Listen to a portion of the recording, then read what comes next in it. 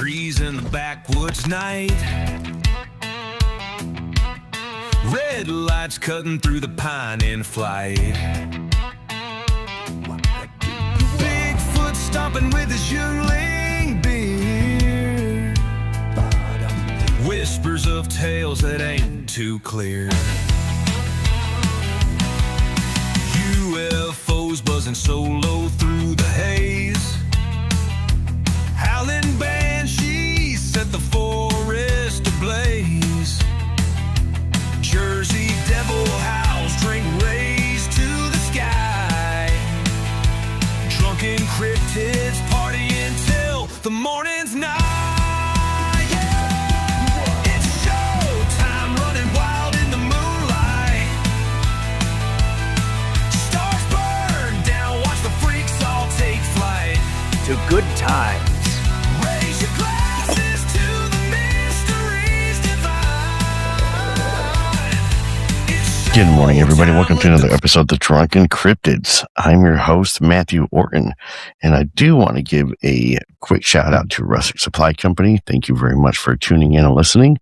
Rustic Supply, you guys are amazing. They do amazing artwork. Everything's great and wonderful. It's definitely a company you definitely need to check out. Having some technical difficulties this morning. I'm hoping I don't go live again trying to record this episode. A lot of crazy fun things going on. Make sure you definitely go and check out the fact of the matter that we are going to be speaking at the Squash at the Gap. J3 is going to be a lot of fun. Make sure you also go and check out all of the course of Cryptid Fest as well on June 6th here in North Little Rock, Arkansas. Great speakers, authors. You get a chance to meet some vendors, a whole bunch of people, enthusiasts, researchers, everybody in the community. You're going to have a blast with this one, you guys. So make sure you go and check out all the links. Buy me a coffee if you've had an account and you want to come on the show. Email me, drunkencryptids@gmail.com. Shoot me a message. Let's get you on the show. I do have a Patreon set up. So if you are interested into helping support the show, buy me a coffee or jump into Patreon. Check out some bonus episodes. However, keep liking and sharing everything. I do appreciate it all. It is we're having so much fun, you guys. I don't even know how to even begin to describe it. But let's get into coming into our guest for today.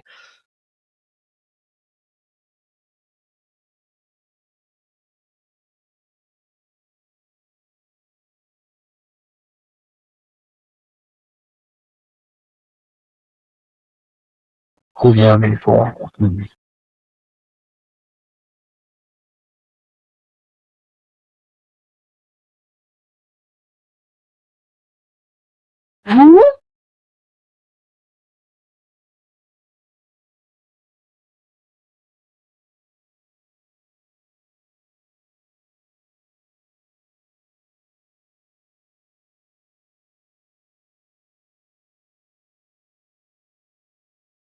Probably shouldn't talk to this.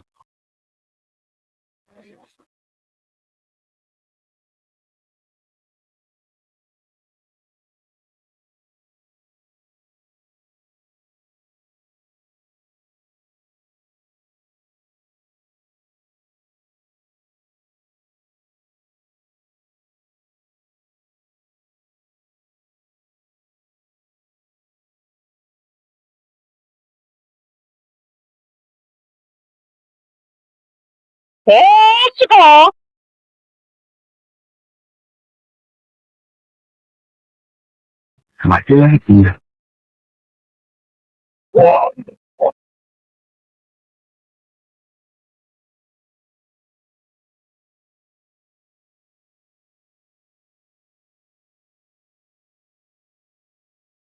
Also, real?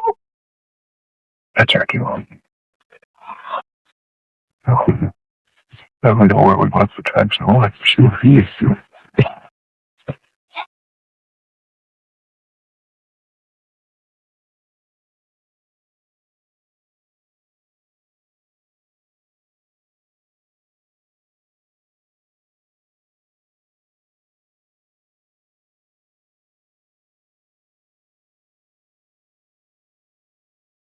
Now, what you were just listening to is an excerpt from what is infamously known as the Sierra Sounds, which was recorded by the infamous Ron Morehead and Al Berry. in the early 70s up the Sierra Mountain Range. It is a wonderful piece of evidence out there that has been highly disputed, has gone through numerous, experts and everything have gone through the field to go ahead and try and break down exactly what the sounds were. This started Ron into a further journey, delving into, what are these beings? What are these creatures that, people are encountering out in the woods, in the mountains, not only here in North America, but all over the world. Ron brings to the table years and years of wonderful experience, adventures, everything that he can do to make, sense of what were taking place. Ron's, penned a number of books as well. Bigfoot Unveiled. He's done that one. And of course, his new one is the Quantum Bigfoot, which he breaks into the quantum physics of what Sasquatch could actually be. Here's a little excerpt from what is in chapter 7 of Bigfoot Unveiled. Energy and matter are interchangeable. Find the frequency of anything and its matter can change. And that's all there is to it. What we have called matter is energy, whose vibration has been so lowered as to be perceivable to the senses. Albert Einstein. In 1933, Professor Paul Dirac won the Nobel Prize for his equation, which mathematically established that matter can change into energy, i.e. antimatter. This was later confirmed by CERN in 2012 with the Hadron Collider. So fact matter, which is at the most minute level of all its physical existence, Bigfoot included, can turn into energy. Energy cannot die or be seen. It can only change forms. Einstein, Hawking, etc. We do not see it happen with our two eyes, but it happens. So I am excited to go ahead and bring on our guest. So everybody, please welcome Ron Morehead. Hey, Ron, thank you so very much for taking the time out of your busy schedule to come on the show. Been a huge fan of yours for a number of years. The research and your findings and your evidence that you have found have probably broken more ice and brought more credibility to the cryptozoology field than a lot of people's evidence out there has. Mm-hmm. So well, thank you, Matthew.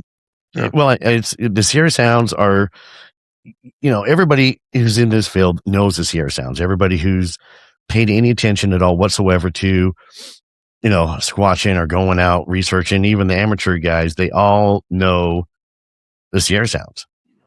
And what's funny is that not only have these sounds been recorded by you, they've been recorded by others as well in other parts of the world. And it just adds more and more, to me, validation to what people are encountering with these, creatures. And then not only did you decide to break through, you got Scott Nelson that comes on and helps validate everything that the research you've been doing. But then you start writing books, the Quantum Bigfoot, where you're breaking down the quantum physics of what these creatures could or could not be doing. And I love the fact that you're not afraid to jump into all the camps that involve in with these cryptids. We've got the woo side, we've got the flesh and blood side, and we got the people in the middle. And then we got the people who are just watching because they like to eat popcorn and enjoy the drama.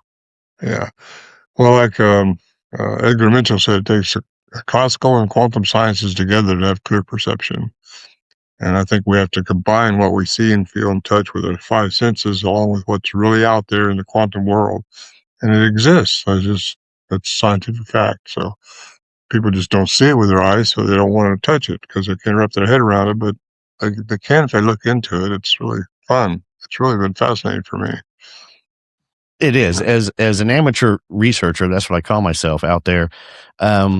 Whether we get evidence or not, I enjoy just being out in nature in general. And I try and get my kids involved in as much as possible because, for conservancy, I love the fact of trying to preserve, our natural wilderness that we have. And I get, tongue tied on it sometimes, but when it comes down to the quantum side of it, you're absolutely right. A lot of people can't get their heads wrapped around something they can't feel, touch, taste, or hear. Yeah. And it's turned into a comic thing, to be honest with you. A lot of cryptids, not just Bigfoot either, But a lot of the cryptids that are out there, a lot of folks just blow it off as it can't exist. It seems like we've gotten more focused on the technology side of our world than we have the natural side. And the natural side is still there, but people are just crediting it and disproving it only because of the fact of the matter of what their little black screen tells them to do. Well, we have what they call cognitive dissonance. A lot of people have a hard time changing their mind to something they've already got their paradigm made into. They've all been conditioned with their brain to accept certain things. And we have to get out of that in order to open our minds a little bit to understand that there's more going on than what we see with our five senses, which is Newtonian physics. That's 1687, where quantum science is just over 100 years old, So I think that's called modern science, and those who really want to study this thing should see all the tools in their bag. They got quantum science there. Why not look into that and see if there's anything to it, which there is. There's everything to it, because Dr. Christopher Brer, West Texas A&M, says everything from the atom throughout the cosmos works on the rules of quantum mechanics. And we just live in our third dimensional realm, our third density. There's so many more. There's so much more going on than just the 3D that we live in. And that's what we see, feel, touch with our senses. And I think people have to understand that there's just more going on. And, I used to be called a woo-wooer and put in the woo factory and all that stuff. Well, I didn't care.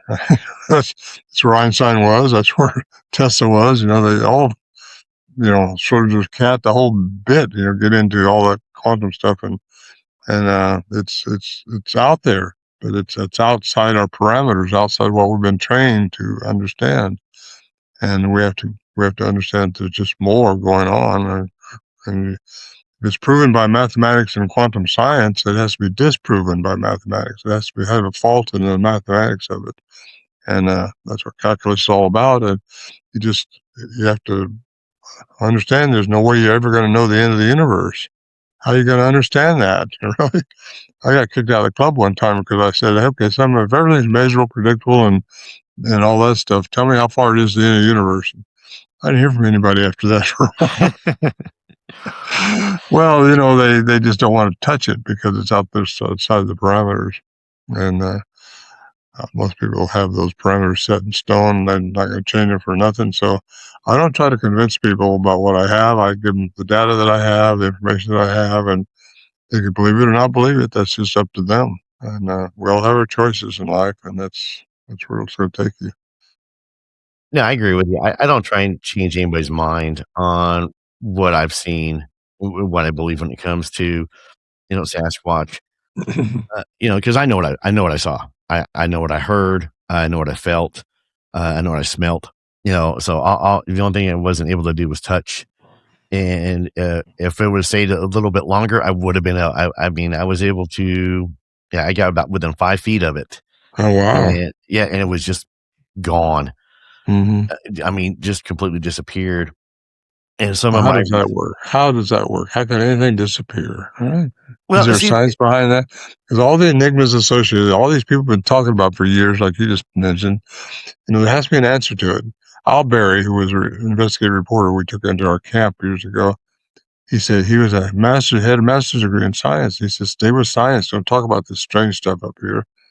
But really, there has to be an answer behind anything. Otherwise, it wouldn't be there. It's an answer.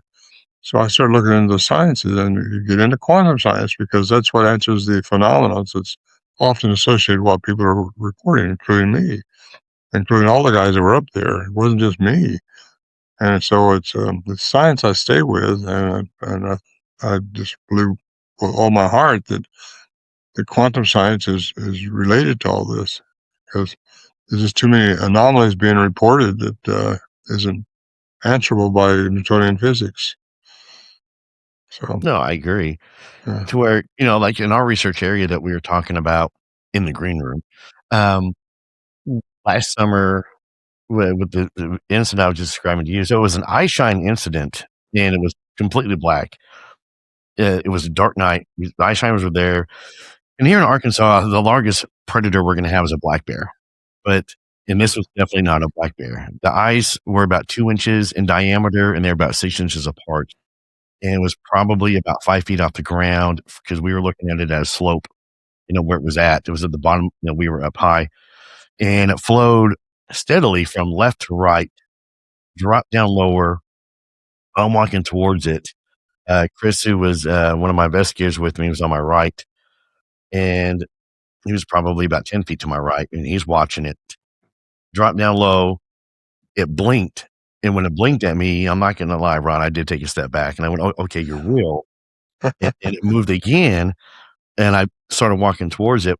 It dropped probably almost maybe 2 feet off the ground behind this fallen tree, and I got within 5 feet, and the eyes closed and gone. No rustling of leaves, no breaking through branches or anything like that. In the same time, the property owner, he was with us, his wife, one of our investigators, and one of the investigators' wives were up at the front of the house, and he called in on the radio that they had contact. They actually had a creature walking through the front yard, and I told him to film. Well, on camera, you don't see it, but there's a strange orb. Hmm. And you can hear Larry talking on camera. See, it's right there. It's walking. You see this orb almost behaving just how, Larry's describing what, and all three of them watched this dark gray creature come walking through the yard. And that got me thinking, back to, your research with the quantum side and some of the orbs that you guys witnessed out there in the Sierra Nevadas. But then with mine, trying to figure out how they can disappear, a lot of reports coming in of spider crawl. And I don't know if you heard that where the reports coming in, they drop down on all fours and move like a spider. And I'm wondering whether or not the spider crawl is more of a natural movement for them and easier to hunt prey, easier to, they're obviously an invasive species. So, if they're dropping a spider crawl to where they're only 2 feet off the ground, it's easier for them to hide. So I'm actually wondering what I witnessed that night was it dropping that spider crawl and just happened to back out of the view without making any noise, and I just couldn't see it through the fallen tree. Over years, I've heard a lot of people claim they saw them disappear, and I guess you probably heard that same thing. Mhm. I always wondered, well, what could that be? Could all these people be lying, or what's going on? Well, then I got into Dr. Paul Dirac who won the Nobel Prize in 1918 for antimatter. It also falls in with Einstein's theory of matter and energy interchangeable. So if we everything is energy, frequency, and vibration. That's the basics of quantum theory. So if you get down to energy, frequency, and vibration, everything's frequency. If you find the frequency of anything, you can change its matter, according to Einstein. I think that's how the miracles in biblical times and ancient times were done, is find the frequency. They work with sound frequency now. India's worked for that for a long time. And I think if they can change their vibrational frequency, the sound of the matter, into the right frequency, they would change their matter into energy. And that energy would turn into an orb. And that orb can go where it wants to, but it's all intelligence. And it's called density. And once the matter and energy are interchanged, which they are definitely interchangeable, and that was established by CERN at Switzerland Hadron Collider in 2012, when they sent a particle through. The particle at almost light speed turned into energy. And you can detect energy, but you don't see it. So they detect the energy at the end of this thing, and that was a big deal. Most people don't understand how big a deal that was, but it's huge, because energy and matter have been now established 100% interchangeable. You just got to get the right thing going on with frequency and speed. So I think probably that's what brought me into this whole thing, was the Sierra sounds. We've never established the scope of their vocal mechanism, what frequencies they can go to. We just know they can go outside the human range, besides being inside the human range. They can go outside it. So how high they can go or how low they can go, we don't know. I do believe they can go to infrasound. I can say they can go to ultrasound. It seems like they can mimic just about anything they want to, which suggests to a lot of people that they may have more than two vocal cords, like we have two. They may have more than two to create these sounds and give us the illusion of things. One time we thought our camp was being tore apart out there. We look out there and, well, we all heard it, but nothing was changed.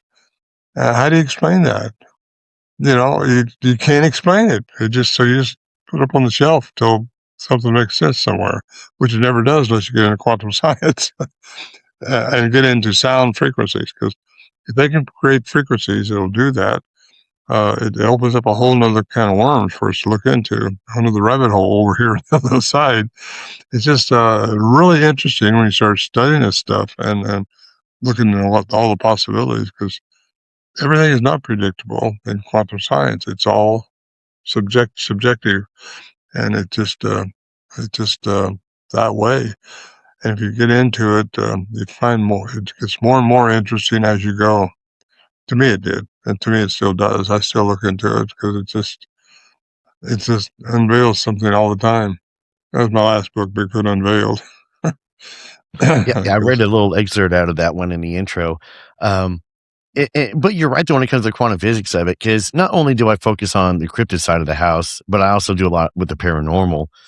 And where the more the way I like it is the real researchers out there, not the ones looking for clickbait, but the ones who are actually trying to get to the bottom of this, phenomenon, whether it be, Sasquatch or Dogman or Poltergeist.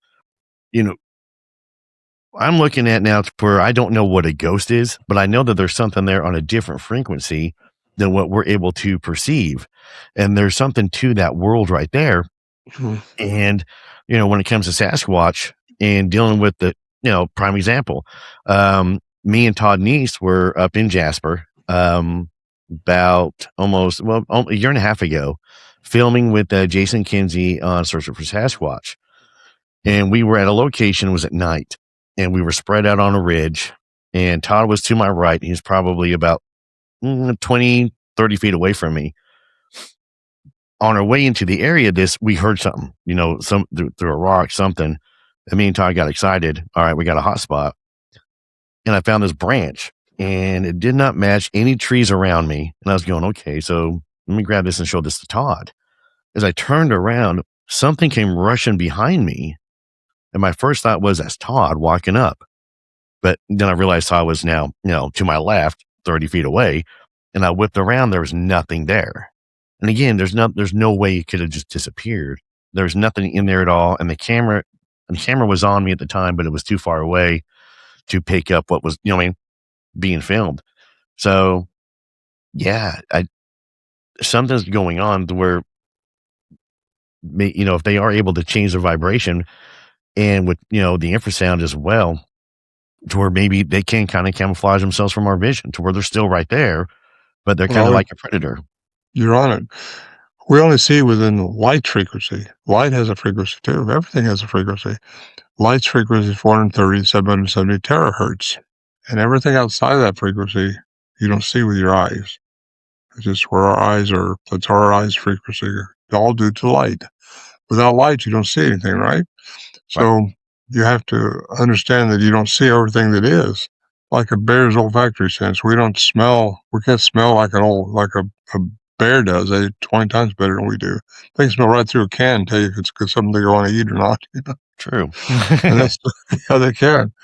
But we have to understand our limitations and understand there's more going on out there than what we detect with our eyes. And it's not that they disappeared; they just might go out of your perception, but in your mind they disappear because you don't see them. So therefore, they don't exist if you don't see it. Right? That's Newtonian physics. True. But they do exist. Energy exists everywhere. If you knew right now what was around you, what was around me, all these energy, different things that are probably around here, it would probably frighten you. But we don't see it because it's in the fourth dimension. That's the ghost thing. That's what happens after this third dimension density your biological body gives out. You go into that fourth dimension of time. And that's when time don't exist as we understand it now, which is linear, one day after the other, which don't exist. Everything's in the now. There's no such thing as yesterday, right? Nope. Yesterday is just a memory. It don't exist anymore. Tomorrow don't exist. Just isn't here. The only thing that exists is right now. So you make the most of right now all the time. And make the most of all your days as they come. Not anyway. I've been saying that I for go on over and on. 20 I just years. chatter away. No. No, you're fine. You did mention something earlier though that I never heard. I'd heard of infrasound, but I have not heard of ultrasound. Uh-huh.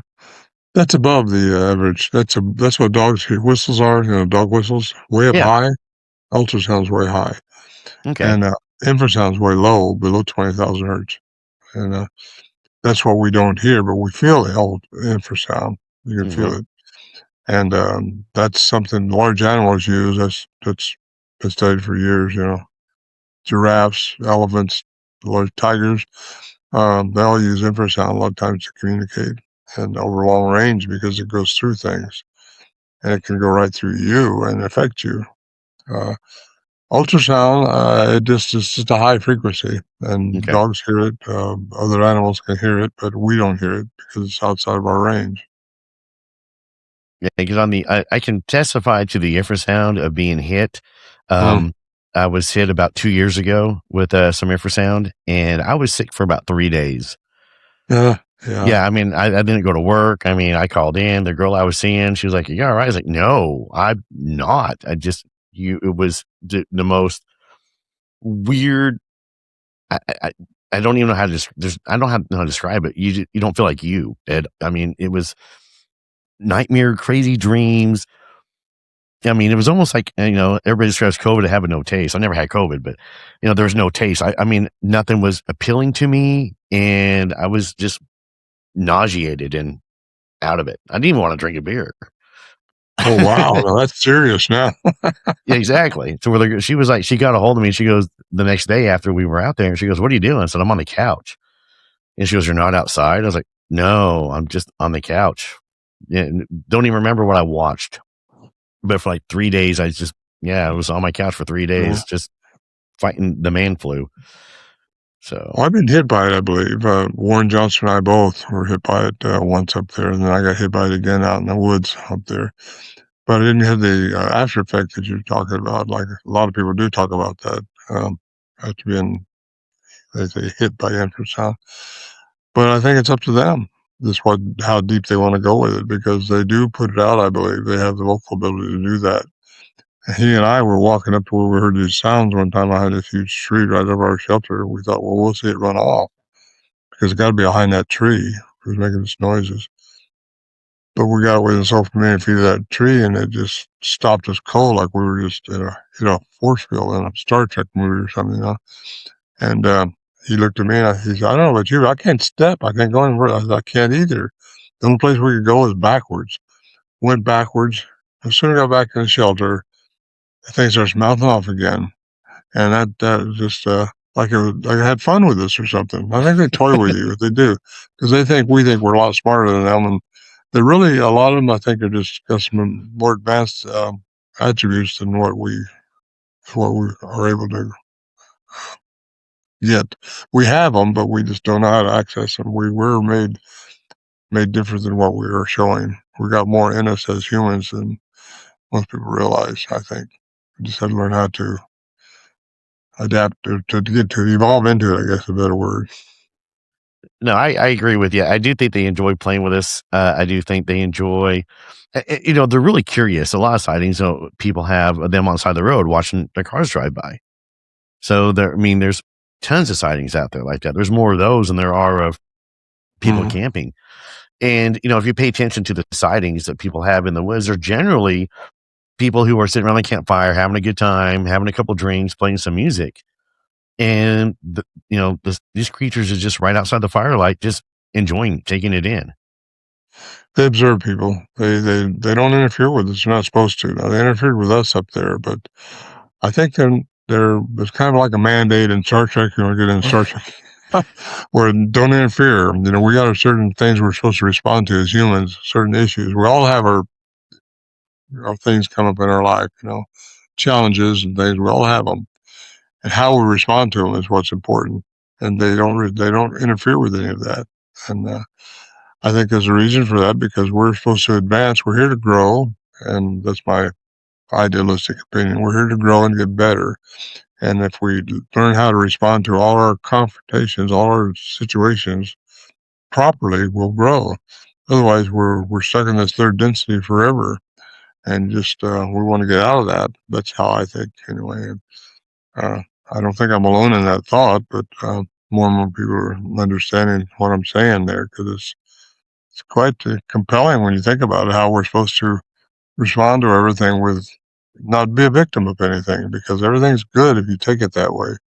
If you learn that, breaking my arm, that hurt, that can't be good. Well, what good came out of it? You learn something, don't fall like that anymore. Yep. We all learn something. I tell my grandkids in a football game, well, we lost the game. I said, no, you didn't. Nobody loses. You either learn something or you won. Either way, you win, because you Yep. learn something. And the whole idea of life is learning something. And that's my opinion. And I'm sticking to it. I like it. I support that opinion 100%, and I'm on board. Life is all about, I hate the term life sucks. I hate that term. I hate that. Life is Yeah. life. Oh, Life is the longest thing that you will ever do, and why be miserable at it? Good quote. Good statement. I've been saying that one right there. Life, everybody's like, life is short. No, it's not. Life is the longest thing you will ever do. Why be miserable? Mhm. But people get into these habits. And I think, again, it falls back onto a lot of these little black boxes, these black mirrors that we carry with us everywhere. And it's, We lost without them, wouldn't we? I'll be honest with you. Yeah. I mean, I think I forgot how to spell. Oh, I have to. How do you spell this? How do you spell that? Google knows everything, right? I know. Exactly. To where I was having this conversation last night. I took the kids out for St. Patrick's Day. So, and the old bars where we normally go, and they'll let me record there. Great sponsor of the show. And we got talking about AI, and he was like, man, I like the little AI videos you've been making.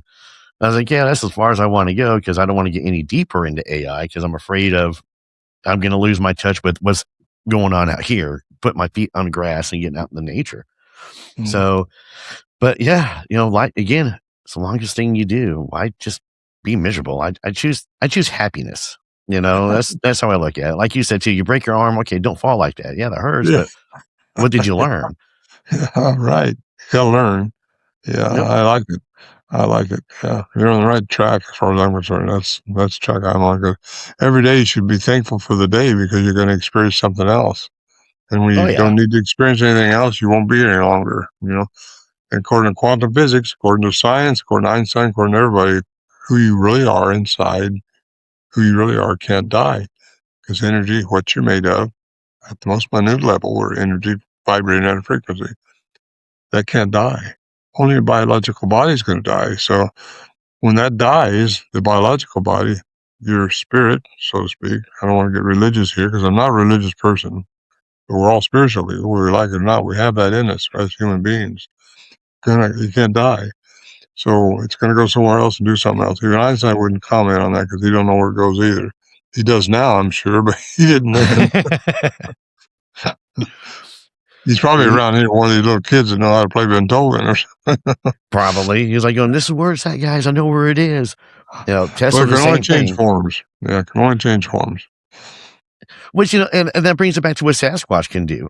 So why can't Sasquatch be able to hit that certain vibration to where it does seem to disappear with us, when we do know that in the animal world there are, we've in the reptile world, the chameleons can change its colors. In the aquatic world, we've got, the octopus can do they change their colors all the time. So why can't Sasquatch? Well, they probably can. If energy is, they can change their energy. And, but it's like the Skinwalker Ranch. You've heard of that, I'm sure. And, they said all kinds of things there, but you get right down to it. Energy is energy, and it can change forms. It does change forms if you got the right vibration. It's all about vibration. That's the word. The key word is vibration. Sometimes you meet somebody, you're on the right vibration with them, or not.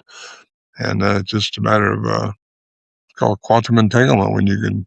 I got a call last night from Greg Berry, Al Berry, who's a reporter's son who passed away a few years ago. But his son's in the theater, in a production business of theaters now, works big time all over the world. He called me last night, and we got talking about well, something. I forgot what, but I know what, but we can't talk about it. He's I forgot where I was going with all this, other than Happens to me all the time. Welcome to the well, I show. got a good memory, just not as long as it used to be. But that's what the show's about. Is a lot of podcasts, the Q&A stuff, and I'm not a big fan of the Q&A because I can sit down and have like a million questions for you. And I just can have a conversation with you, Yeah. and let the conversation flow. And I get that way. I'll be on a rant about something. I'll stop and go, where was I going with that? And so Mhm. and then about an hour Okay. later, go, oh, as I was saying, Yeah, there it is. yeah, exactly. But but you're right, Joe. I do think that with the vibrations and the frequencies out there, it is we do emit it, and we are able to that would help explain why certain people, when they come into our lives, we just click well with. We know. Yeah. I've got a good friend of mine. He's retired Little Rock PD, and he is a extreme introvert of all things. He has a very dry, blunt sense of humor, and I think it's hilarious. And his wife all the time is like, go hang out with Matt because Matt gets you. Matt gets you. And then he gets my jokes as well. And whenever we do hang out, we have a great time, great Yeah. discussion. So, and he's retired now. So he's enjoying his retirement as he should. But yeah, we just get along great. And then I got Jacob, who's like my little brother. And if I say, hey, Jacob, we're going to the woods, he's like, okay. Hey, Jacob, we're going to go investigate this haunted mortuary. Okay. On the right frequency. So, yeah. So, and Jacob's got and that's a bonus of it too.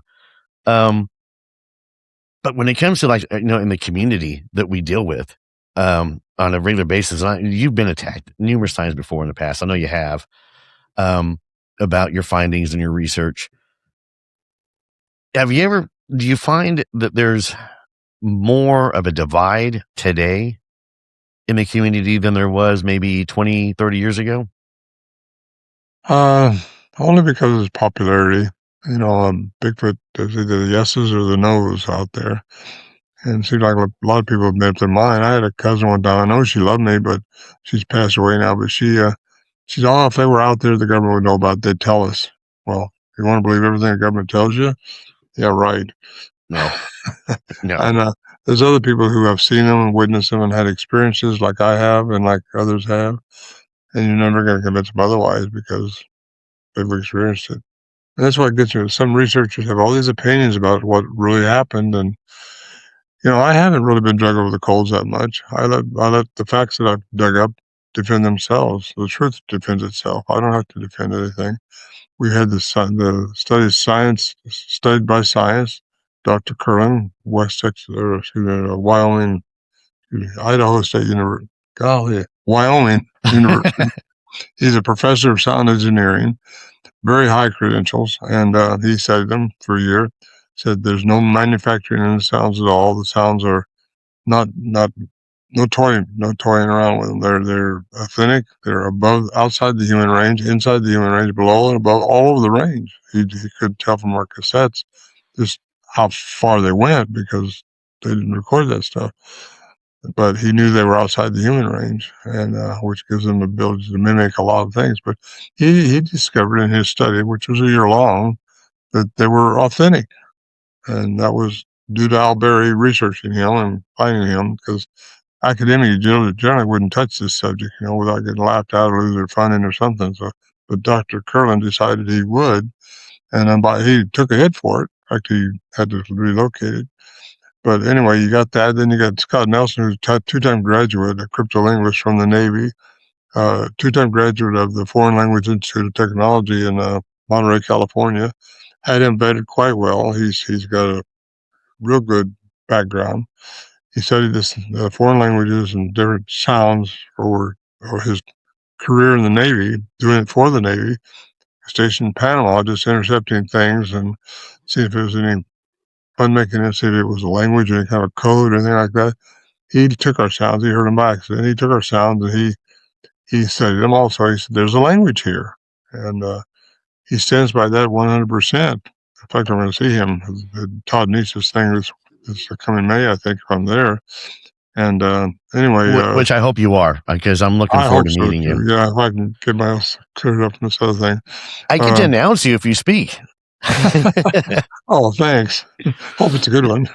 Oh, well, And now, and coming on the stage now.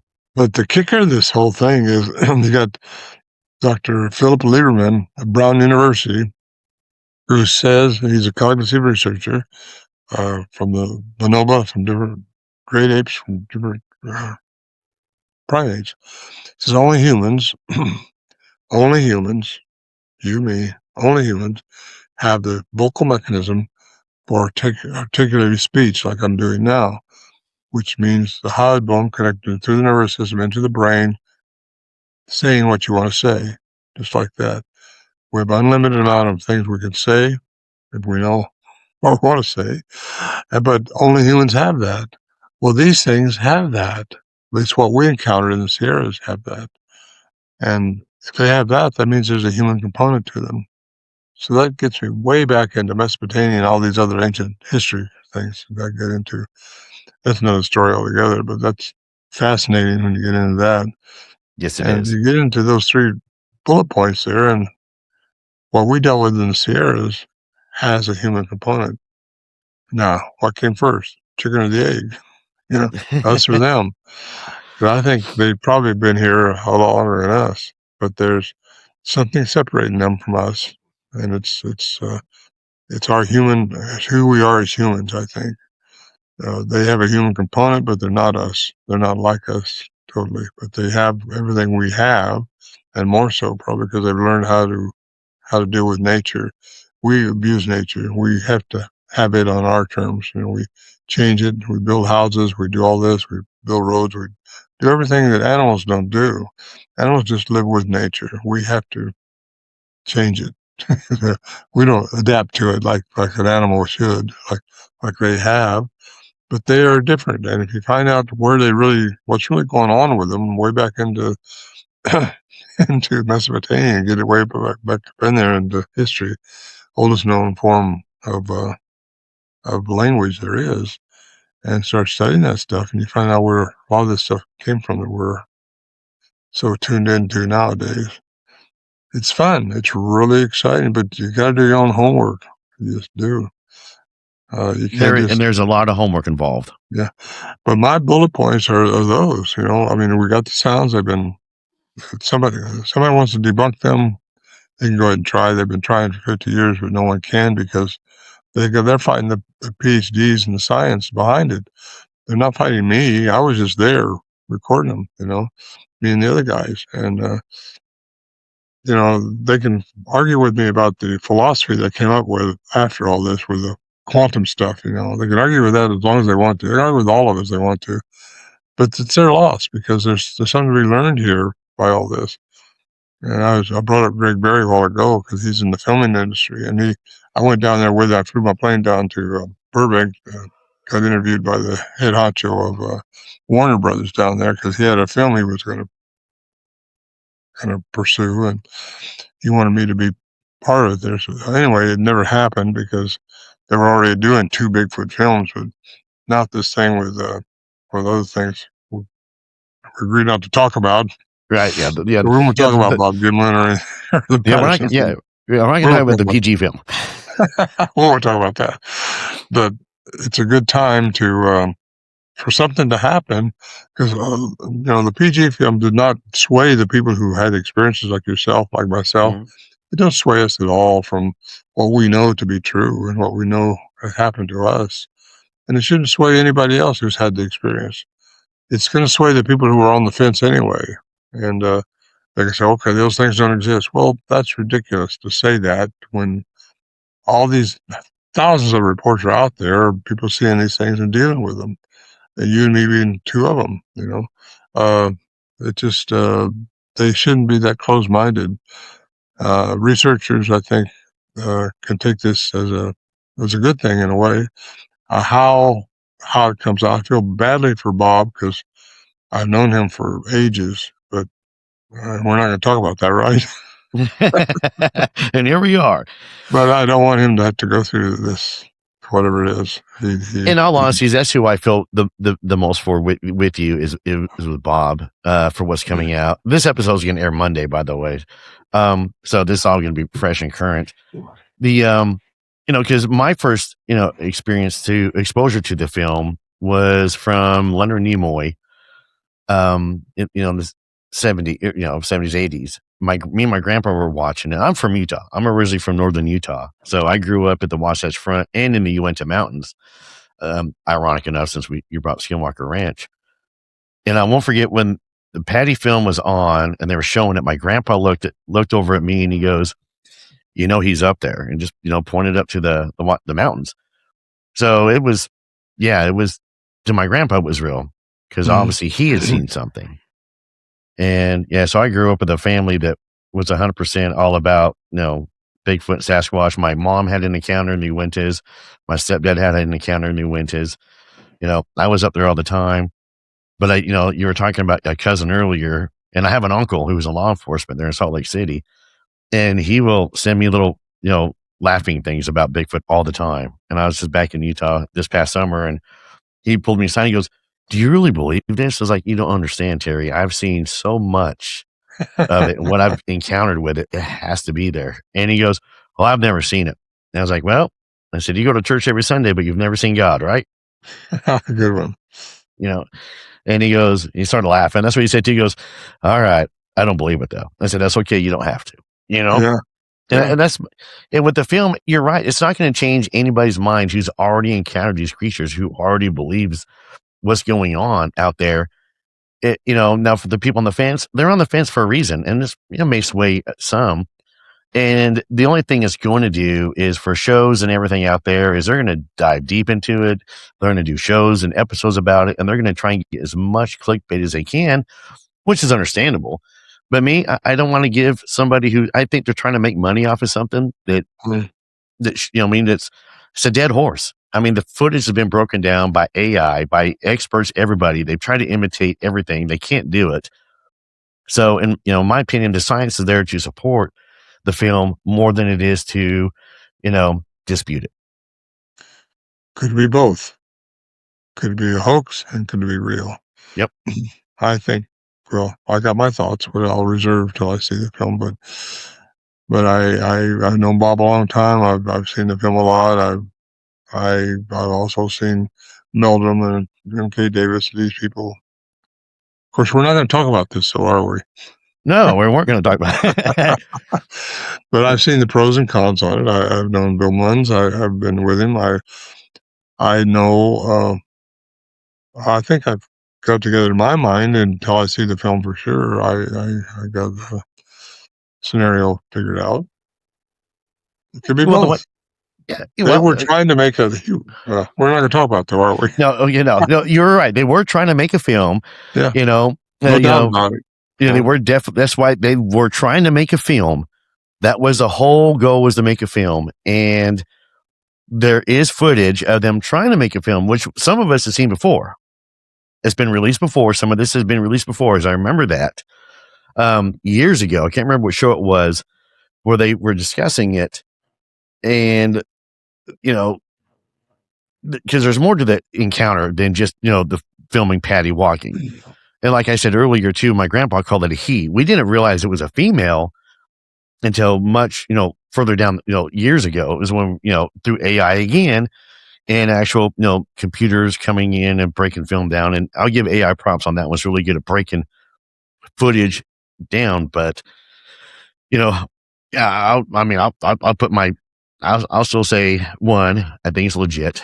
I think it's, what I like about the footage initially is he's shaking. He's not holding the camera steady.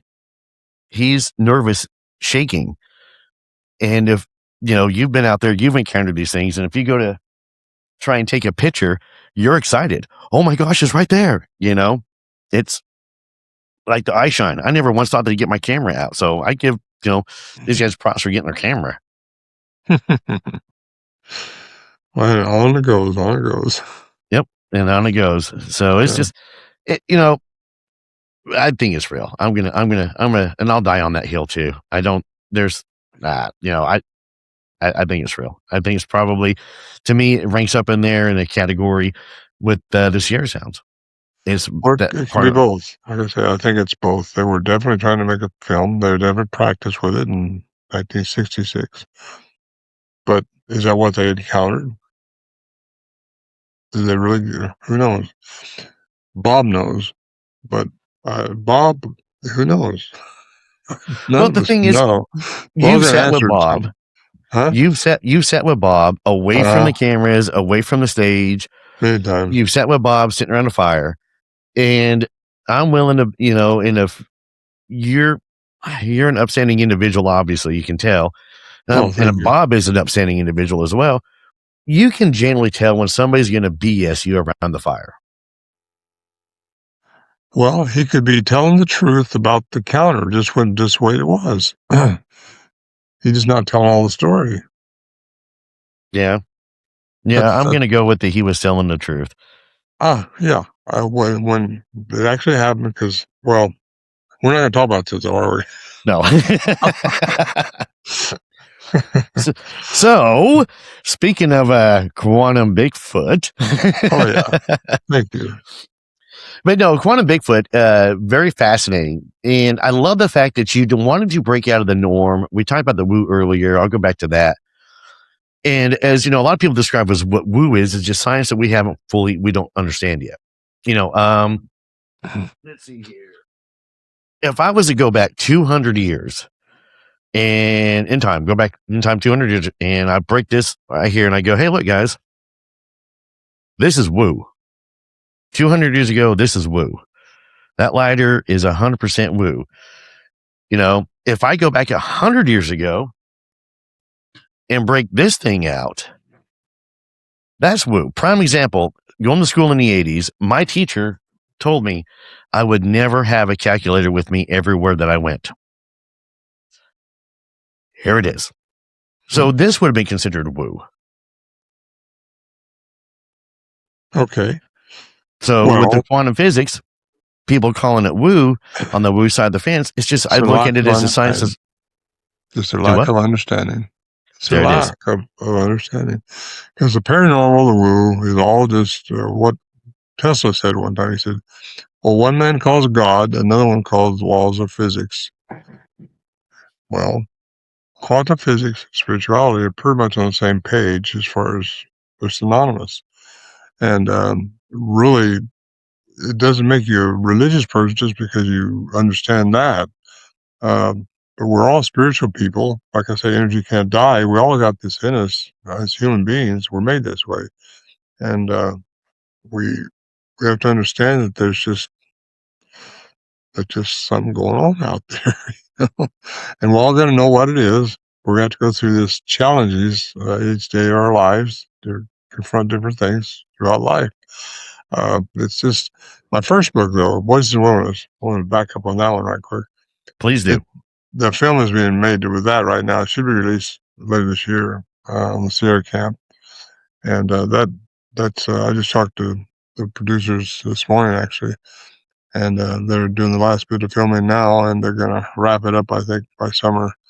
And that should be good timing for this to come out, because anybody who's on the fence, I think, is going to get off the fence once they see this, because they've been doing this, working on this for 3 years. 3 years.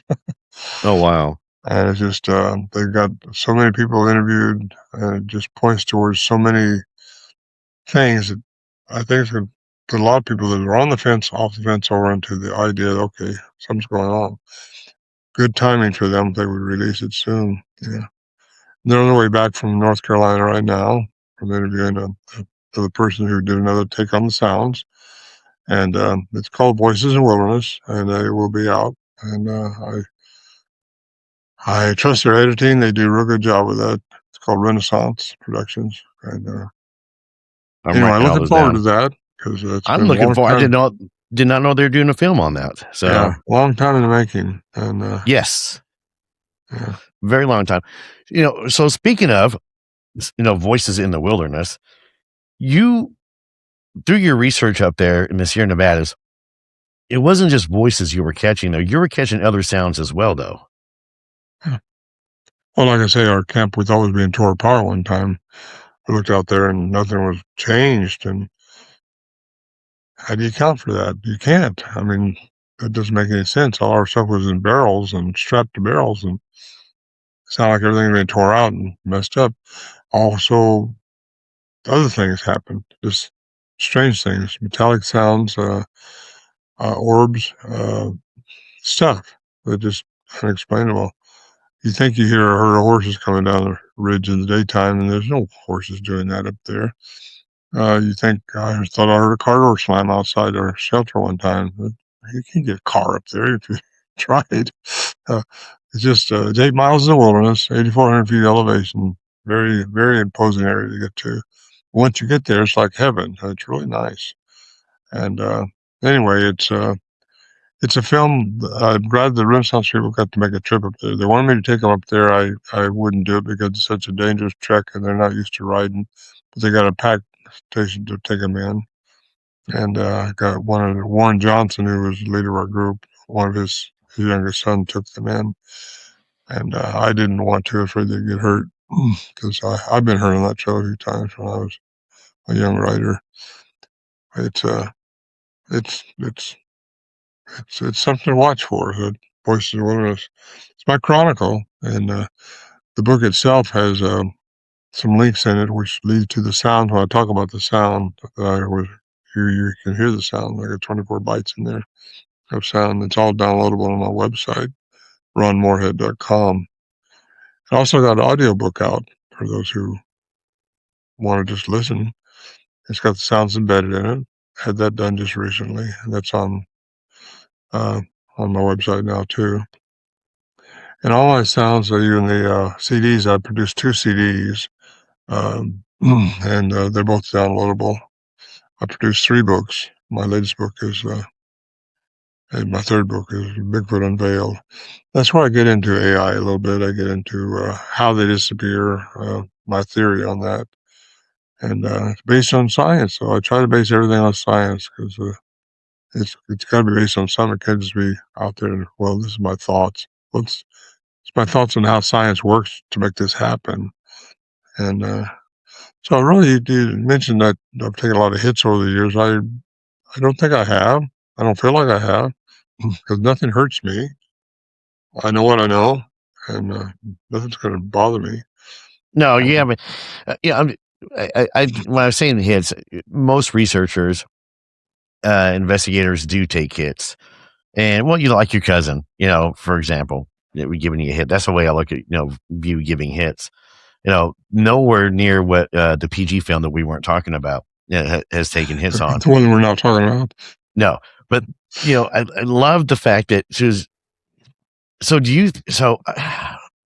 a movie came out in 1986, 87 called Predator, starring Arnold Schwarzenegger. And I'm sure you've seen the film. I have. Where they're in the jungles of South America and this alien creature is cloaking and hunting them down. What I find fascinating about the film compared to sightings, the Sierra Sounds, really similar.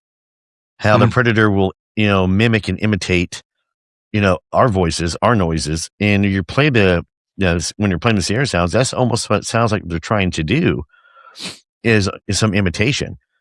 Because at the one part where you guys are, whooping back and stuff, you can almost hear him chuckle. Which is fascinating. And the way they cloak to where the predator in the movie seems to disappear, but it's not kind of cloaking. It goes back into some of the quantum stuff toward the vibration. And I'm wondering, and I've been talking about this for years now, that I believe the Predator movie is actually based upon a really intense Sasquatch encounter that the writers actually had and took it and ran with it as a alien, because technically it would be alien to us, an unknown, type of thing, if you're not expecting to see it up there. My main encounter that I had at Fort Hood, the noises that we heard were similar noises that you would hear on a military camp. I did 11 years in the military active duty and had a crazy encounter at Fort Hood in 2002 to where we were hearing a canteen drop on concrete at half field that makes a distinct thunk sound. And that's what we were hearing, but we were in the woods and there was no concrete and there was nobody else around to drop a canteen besides me and my 2 guards. And yeah, it moved around just to where, talking with you makes me wonder on the footsteps part when it was walking towards me. I'm wondering now if maybe that was just them making the sound of that to maybe draw me away or something. Could be. Yeah. They toy with you. And they also, I think, can let you listen to different timelines. Maybe a timeline where that really happened. That's another story too. But we have different timelines. There's a lot of things we still chasing down here, which is a lot of fun, exciting. Yeah. But yeah, they toy with you like that too. I think they can make that sound. The time I thought I heard a sound like a big tuning fork. You know what a tuning fork sounds like on a piano? Yeah. Except it was like a massive one up above our head in the daytime. And I mean, you think there's a spaceship up there, but you look, you don't see a thing. You just don't see anything, but you hear it. Yep. It's like boom sound, Well, what do you do with that? What do you do? I was up there in 2016 with another person. We was in this little tent and it had an open dome on it, where you could see out. And I seen this light, a light, probably 3, maybe 4 foot long, glowing, go by our tent. And I mean, it wasn't shooting by it fast. It was just floating by through in and out the trees. What do you do with that? Where do you put that in your head? Nothing. Nothing surprising. Can you hear that? My phone's ringing. No, I have tinnitus. That's Todd and he's trying to call me. It probably is Todd trying to call you. It is Todd. How funny is that? I'm about to text him and say, "Hey, we're interviewing here." Hey, why are you? Let's see here. Nope, he hasn't texted me. All right, hang on a second. I'll text him. I'm like, "Hey, we're interviewing here." Let's see, where is my message from Todd? I just saw him yesterday too. Hang on, he's in an interview right now. I love Todd. I do. All right, I'm texting him right Todd now. for a long time. We had a few things together. One thing was that Operation Sea Monkey up in Canada years ago. That fascinated me. The Sea Monkey, the Operation Sea Monkey, totally, absolutely fascinates me. For what you guys were doing, me and Todd have, I've been up at the ranch quite a bit, hung out with Todd, a lot of one-on-one, and I've never done a show on it because I know some of the other stuff behind it that went on, but Sea Monkey would be, because Todd was like going, "I tell you stories about Ron. We were in a cabin together on this little boat up there in Operation Sea Monkey." And I was like, I can only imagine the conversations y'all had at 2:00 in the morning. Well, it was an interesting trip. We was on the boat for 7 days, never slept off of it. No, we never did. We slept on the boat for 7 days and traveled through those islands, our archipelagos up there, with a Nave who you probably know too, but he has seen these things up there sometimes swimming between the islands. And during low tide, they would maybe go in and get something off the ocean floor. So anyway, it was interesting. We set up cameras in the daytime and watch them during the night. I think I did that one night. Well, first of all, it's like I felt like, well, that's another story, but it just they knew what we was doing. These things are sentient, they're not like some dumb bear out there or something. These things, they know you're trying to trick them. I mean, most people can't get their head around that. They think we're the smartest things on this planet, but we're not. We're not smart like they are. These things are tuned in, and you try to trick them. I know we tried to trick them so many times up there in Sierra Camp. It was ridiculous. We just couldn't trick them. You set up a thread trying to trick a string or camera wire or something, and they go around it like they knew what it was. Well, we couldn't figure it. Nobody could figure that out. How do they know what that is? And we did in the daytime. Then we come around at night. Well, there it is. Watch this in the daytime. Like, I don't know. But I know we couldn't trick them. And as many times as we tried, we was able to capture their vocalizations, and that was enough to get me on your program today. Well, you got you. What the cool thing is, you caught the vocalizations, and it's fascinating. This is how vocal they are out there. And I'm wondering because of the location, how far away from civilization they are, they feel more comfortable with it. You do hear reports of a lot of the clicking that you guys recorded. You hear, people talk about they'll hear clicking in the woods. With me, it was sound like voices. It really did. I was blatantly telling Jacob that there's somebody talking. There's voices over there, and there was nobody there at all. So, and then on camera on the recording, you can hear a little bit, and then the dog barks over it, which is kind of funny because as soon as I say there's voices, you can hear it, and then you hear somebody's dog bark, and I was like, yeah, and there's a dog. So. Throws a kink into something, doesn't it? It's just, it's absolutely crazy. What I am going to do is I do know that you're on limited time. We're coming up on an hour here. So I want to bring it in and tell you, I want to say thank you so very much. RonMorehead.com is where everybody can find your books at. I know that Justin and Jay from Cryptids of Corn wanted me to tell you hello as well. So me and Justin have become really good friends over the years. I was a presenter last year at his fest. I'll be a presenter again this year for him. So, and then of course, Eric Szilagyi from Uncomfortable wanted me to tell you hello as well. Cause you guys all have like birthdays all in a row, the 11th, 12th and 13th, you and him and Scott. So he thought Jim that and he thinks that gotta watch out. So I'll be on Eric's show tonight. We're going to do a show about the new Ohio, encounters that's going on. So he reached out to me this morning and asked if I'd come on and talk about it. So we can talk about Bob tonight. I'm gonna try and avoid the Bob topic. It keeps, and I understand Vert coming up because everybody's. I think I can't say people are nervous about it, but I think people are. There's two different camps I'm seeing already. Yeah. A is fake, and B, it's not. And both sides are arguing really, really adamantly all over social media. Bad.